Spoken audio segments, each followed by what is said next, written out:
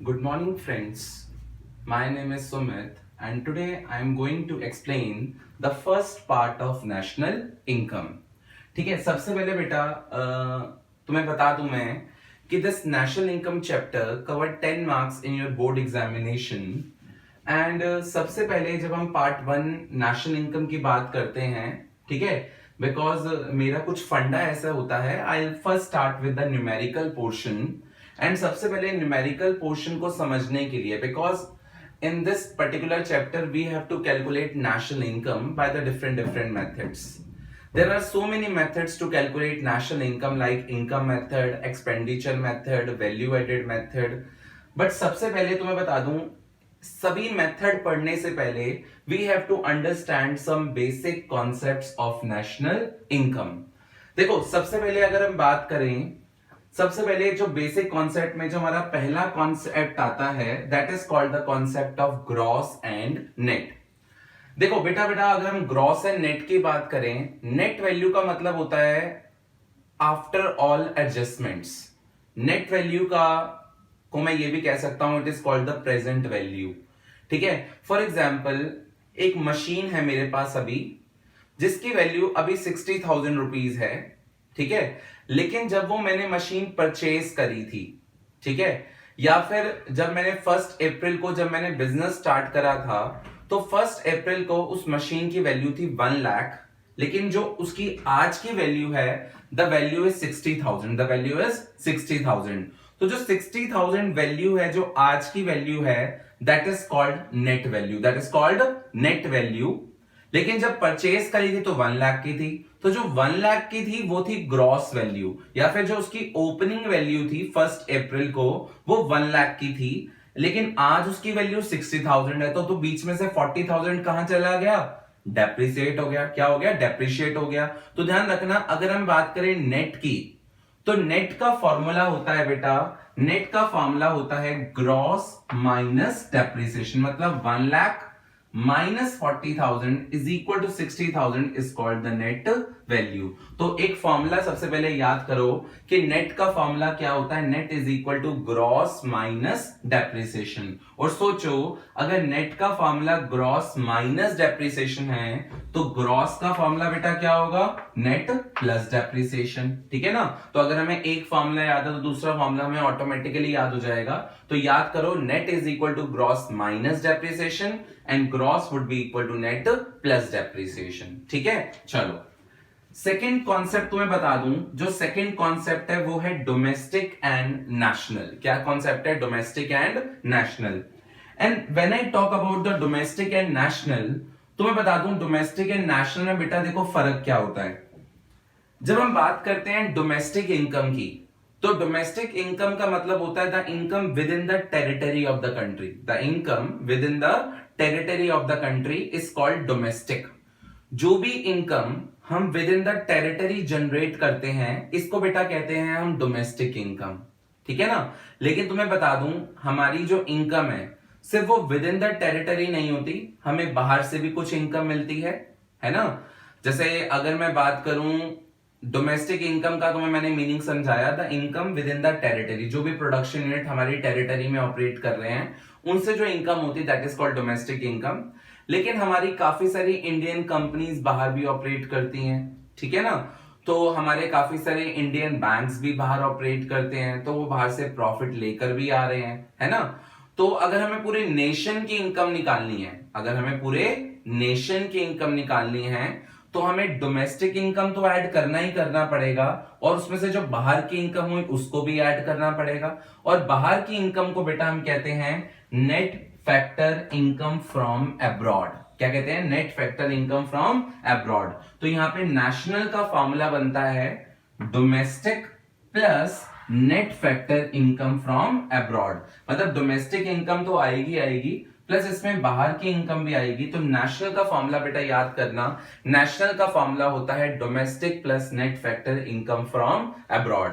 ठीक है. और इसको मैं प्यार से NFIA भी कहता हूं, गुस्से से भी यही कहना है, NFIA, that is called net factor income from abroad. तो सोचो, अगर नेशनल का फॉर्मूला डोमेस्टिक प्लस NFIA है, तो डोमेस्टिक का फॉर्मूला बेटा क्या होगा, नेशनल माइनस एनएफआईए। क्या फॉर्मूला होगा, नेशनल माइनस एनएफआईए। तो ध्यान रखना पहला कॉन्सेप्ट था नेशनल का formula is domestic plus NFIA, तो डोमेस्टिक का फॉर्मूला क्या होगा बेटा, नेशनल माइनस एनएफआईए। तो that is the thing that you have to keep in mind. The second concept was domestic and national. ठीक है, चलो let's come to the third concept, and third concept is market price and factor cost. Third concept is market price and factor cost. देखो बेटा, market price and factor cost का क्या meaning है। देखो, market price की अगर बात करूं, मतलब जो चीज जब मार्केट में जाती है तो उसका क्या प्राइस होता है, that is called market price. Factor cost होता है बेटा उसको बनाने का खर्चा, मतलब उसकी प्रोडक्शन कॉस्ट। ठीक है, फॉर एग्जाम्पल मेरे पास ये चौक है, इस चौक को क्रिएट करने की मेरी जो कॉस्ट है दैट इज 5 रुपीज। तो जो मेरी क्रिएशन की कॉस्ट है, फैक्टर कॉस्ट कितनी है बेटा, 5 रुपीज। लेकिन जब ये मार्केट में प्रोडक्ट जाएगा तो गवर्नमेंट ने इसके ऊपर टैक्स भी लगाया है ना। एंड गुड्स एंड सर्विसेज में जो टैक्स लगता है इसको हम कहते हैं इनडायरेक्ट टैक्स। ठीक है ना, जैसे आज के टाइम में जीएसटी है, तो GST is a form of indirect tax. तो ध्यान रखना 5 रुपीज इसकी कॉस्टिंग है और गवर्नमेंट ने इसके ऊपर 3 रुपीज का मान लो टैक्स पे लगा दिया, तो मार्केट प्राइस में दो चीजें आई। एक तो उसको बनाने का खर्चा that is called factor cost, plus जो गवर्नमेंट ने उस पर क्या लगाया, टैक्स लगाया। तो the formula of market price is factor cost plus net indirect tax. तो ध्यान रखना पहला फॉर्मूला है market price is equal two factor cost plus net indirect tax. और खुद सोचो, अगर मार्केट प्राइस का फॉर्मूला एफसी प्लस एनआईटी है, NIT means net indirect tax, तो फैक्टर कॉस्ट का फॉर्मूला क्या होगा बेटा, market price minus net indirect tax. तो that is the thing that you have to keep in mind कि market price का formula होता है एफसी प्लस एनआईटी, तो फैक्टर कॉस्ट का फॉर्मूला होता है मार्केट प्राइस माइनस एनआईटी। ठीक है, तो these are the 3 basic concepts that you have to keep in mind. अभी मैं तुम्हें थोड़ा सा और आगे बताऊंगा कि डेप्रिसिएशन के और कितने नाम हैं, डेप्रिसिएशन का फॉर्मूला क्या है, how to calculate net factor income from abroad. ठीक है ना, इसका क्या फॉर्मूला है एनएफआईए का। I will tell you about some concept net indirect tax के बारे में, तो बताऊंगा how to calculate net indirect tax. ठीक है ना, लेकिन अभी वो सब बताने से पहले तुम्हें ये बेसिक पता होना चाहिए। तो पहला फॉर्मूला था ग्रॉस एंड नेट का, and the formula of net is gross minus depreciation, then the gross would be net plus depreciation. Second था national and domestic. Nation is a wider concept, उसमें domestic income भी आती है plus जो income हमें बाहर से हुई वो भी आती है बेटा। तो नेशनल का फॉर्मूला तो domestic plus net factor income from abroad. ठीक है ना, और market price and factor cost में, मार्केट प्राइस में उसको बनाने की कॉस्ट भी आती है प्लस जो गवर्नमेंट ने उसके ऊपर टैक्स लगाया वो भी आता है। तो मार्केट प्राइस का फॉर्मूला होता है factor cost plus net indirect tax. तो that is a thing that you have to keep in mind. इसके साथ मैं एक छोटी सी चीज तुम्हें बता रहा हूं अभी।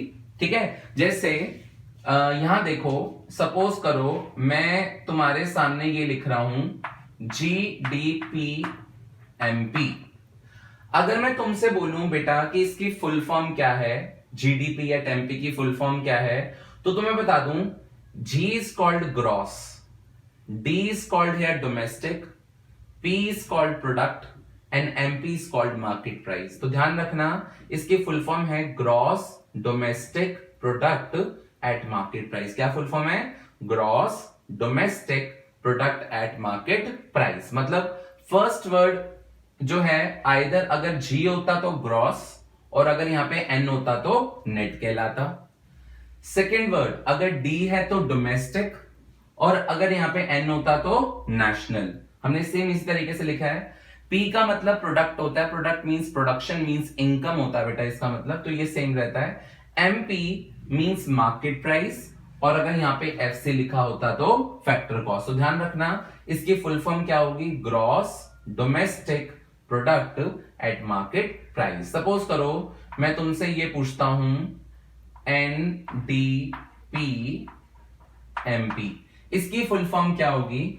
इसकी फुल फॉर्म होती है बेटा नेट, क्योंकि पहला word use for gross and net, domestic product at market price. तो ध्यान रखना इसकी फुल फॉर्म क्या है, net domestic product at market price. ठीक है, चलो एक क्वेश्चन तुम्हारे लिए कि अगर हम बात करें इसकी फुल फॉर्म, तो सोच के देखो इसकी फुल फॉर्म क्या है।